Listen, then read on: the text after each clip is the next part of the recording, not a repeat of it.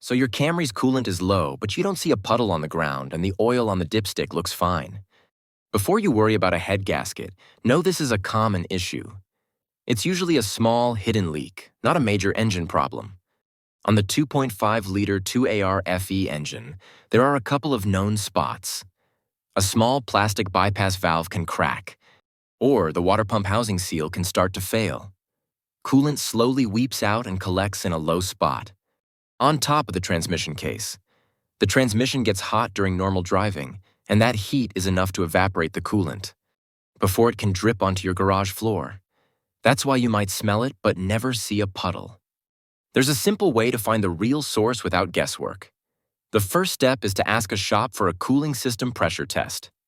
They'll attach a hand pump where the radiator cap goes and pressurize the system while the engine is cold. The key here is the spec. The system needs to hold 15 psi for a minimum of 15 minutes.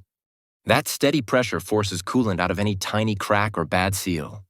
A technician can then use a small inspection mirror or a borescope camera to look down onto the transmission housing and spot the fresh coolant.